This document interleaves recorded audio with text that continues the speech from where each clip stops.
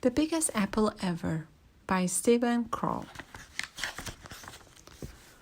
Once there were two mice who fell in love with the same apple pie, but you had to be there to see how it happened. On opening day at Mouseville School, the principal, Mr. Mouser, made an announcement. We will be learning about apples this fall, and to get things started, we will have a contest. Whoever brings the biggest apple to this teacher will win a special prize. The judging will take place on Friday. Good luck to everyone. I have an apple tree in my backyard, said Penelope. I bet it has really big apples. There's an apple tree across from my house, said James. I'm going to climb it as soon as I get home.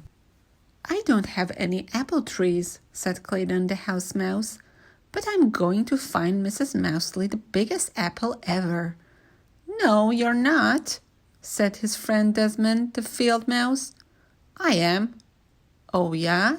said Clayton. Yeah, said Desmond. All the way home on the school bus, Clayton and Desmond talked about the contest. Maybe I could grow an apple tree with really big apples, said Clayton. It takes too long, said Desmond. I heard Mrs. Mousley say 6 years. I'll think of something, said Clayton. So will I, said Desmond. When Clayton got off the bus, he sneaked back into town to see what Penelope and James were up to. Penelope had come down from her tree. She was carrying 2 tiny apples. James was still up in a tree across the street. He was picking very small apples. Clayton knew he'd seen bigger ones at the market. When Desmond came back a little later, he realized the same thing. The next day at school, Penelope and James brought in their tiny apples. No one else had brought in anything. Mrs. Mousley cleared her throat. Class, we have a lot of work to start the year. But because we are learning about apples and having an apple contest, we will go to Barnaby's orchard this afternoon. Everyone got very excited. I am going to find the winning apple, said Clayton. I am going to find the winning apple, said Desmond. At the orchard, Mrs. Mousley pointed out the different kinds of apples. Then everyone disappeared into the trees, looking for a winner. Clayton walked down one row, craning his neck. Desmond walked down another row, craning his neck. Then Clayton saw what he thought was a really big apple. It was a little too high to reach, but he stretched for it. At that moment, Desmond saw the very same apple on the very same branch. He stretched for it too. They bumped head and fell down. I think we should bring this apple in together, said Clayton. No one said we couldn't, said Desmond. But when they got back to the bus, James had an apple that was even bigger.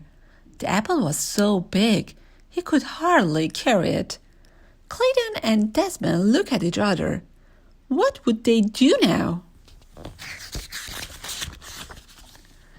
That night at dinner, Clayton explained the problem to his dad. Said Dad. Apples don't come into many sizes. Do you think you'll find a bigger one?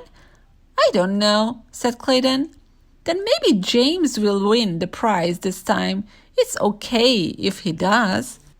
Over at Desmond's house, Uncle Vernon said exactly the same thing. But Clayton and Desmond were still determined. The next afternoon, they met at Barnaby's orchard. They picked 2 huge baskets of apple, but nothing they found was bigger than the apple James had picked.